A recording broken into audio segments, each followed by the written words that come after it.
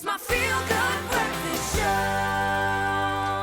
Yes, you are tuned into your Feel Good Breakfast Show Expresso right here on S3 on this magical Tuesday morning. Welcome to it. If you've just joined us, welcome to you as well.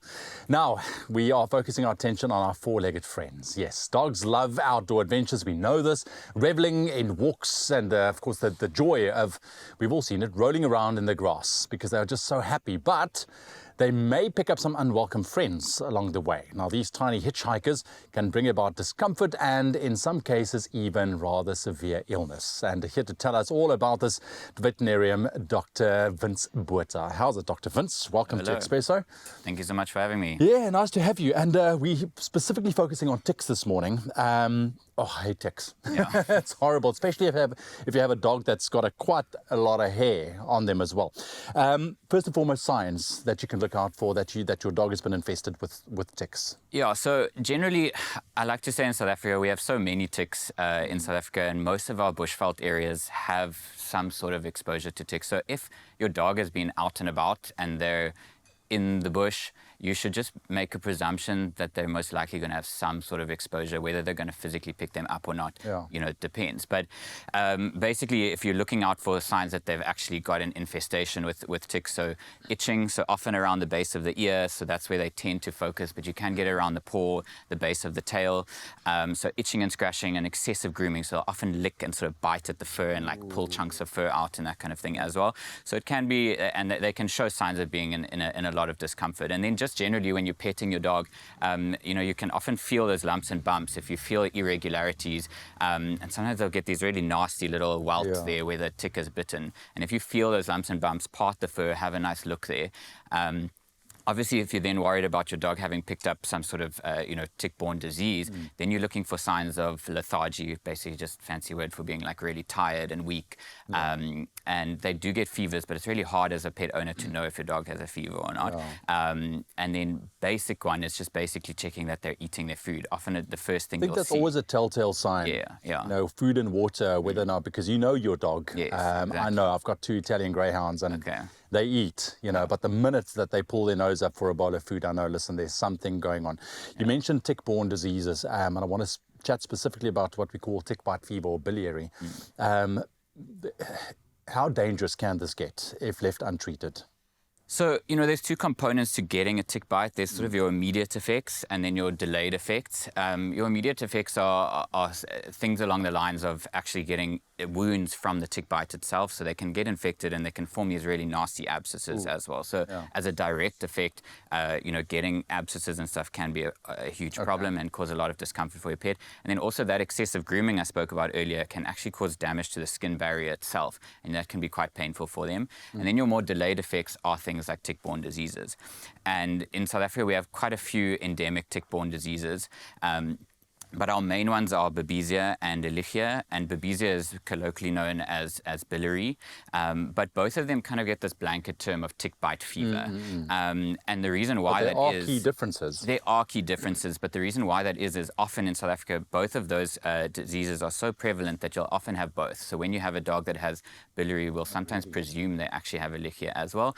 Ideally you want to do tests and stuff, but generally, especially in our rural areas, they'll often pick up both. If they're getting exposure to those ticks that carry them, they'll often get exposure to both of those diseases. So that's why they kind of get this blanket term, tick bite fever.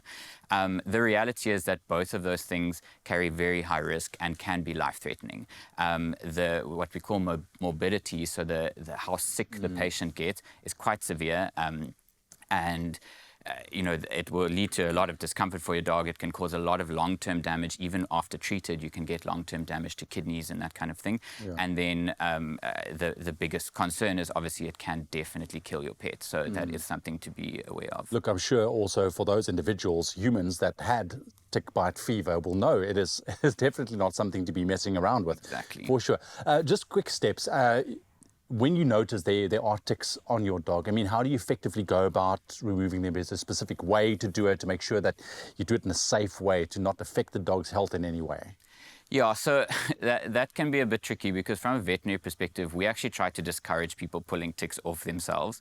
There is their body component and a head component, and it's quite easy when you pull the tick to actually just separate that and to leave the mouth parts actually in the dog, and those then cause a foreign body reaction. You get nasty infections from that. So in general, we try to discourage it. If you are going to do it yourself, use a really fine tweezer, and you want to grab right at the base of, as at the point where the tick attaches, so that you try and get the head part. Really tiny. Sometimes they're really, really small. So we actually try to discourage doing it yourself. It's something we're very capable of doing. And then that way we also, when you come in to have the ticks removed, we can also check and do baseline clinical, where we can check that there's no signs of a fever starting, there's no signs of lymph node enlargement and that sort of thing. And then that gives us an opportunity to actually do a thorough clinical. We can also do a blood smear then and there and look for the parasites if they've picked up anything. And then once you've seen a tick on your dog, if your dog is not already on some sort of preventative medicine. I wanted to ask you about prevention is better than cure, obviously. Yeah, so what do we do there? So in terms of prevention, you know, once a tick bites, it takes about 48 to 72 hours for the Babesia parasite to actually transmit from the tick saliva into the dog itself. And so if you're using a good quality preventative medicine, you want something that's going to work rapidly and actually kill ticks within that time, so before the 48-hour mark.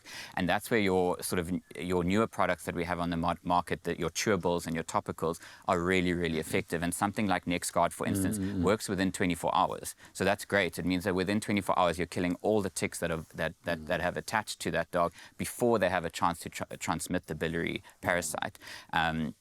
Look, the reality is there are other parasites that move a little bit faster than that, but at least it's something we can prevent. And, you know, in medicine nowadays, we've really moved across from treatment, because treatment comes with its own problems, and especially biliary. Biliary itself, the drug we have to treat biliary with, it has a lot of nasty side effects, and there's definitely risk involved in that. And so if you can prevent that, isn't that a much better option? Much better option, because you just don't know. You might be going on a holiday or something and take your pup with, and you could pick up ticks and you wouldn't even know about it. So if you have that baseline preventative measure in place, I think you are gold. And it gives you peace of mind. And it gives you as the owner peace of mind as well. Dr. Vince, wow, that was valuable insight. Thank you very much. Really appreciate you being here this morning so early. So there we have it. Amongst the joy of outdoor play lurks, of course, the risks of ticks and fleas. And NEXGARD, like Dr. Vince said, protects your pet from these hidden dangers so that you can both enjoy every moment outdoors worry-free. That's what we want. It comes with a chewable tick and flea preventative tablet that is available in a convenient 1-month or 3-month protection pack. And you can, of course, go ahead and trust NEXGARD to keep your pet protected, happy, and ready for the next adventure. But that's not all. It's that time of the week again for you to win. Yep, one lucky viewer, maybe it could be you, could stand a chance of winning themselves a 2,000 Rand cash prize, as well as a surprise goodie for their furry friend. Now, to become this week's winner, simply reply to the competition post on Expresso's Facebook, X, or Instagram pages, and tell us what your dog does to nudge you. Yeah, what your dog to nudge you to their daily walk, because we all know they've got their little habits. And don't forget to include the hashtag NEXGARD and hashtag Guardians of Love in your answer. This competition closes at midday this Friday, the 10th of May. Remember, T's and C's do apply, and that can be found on our website, expressoshow.com.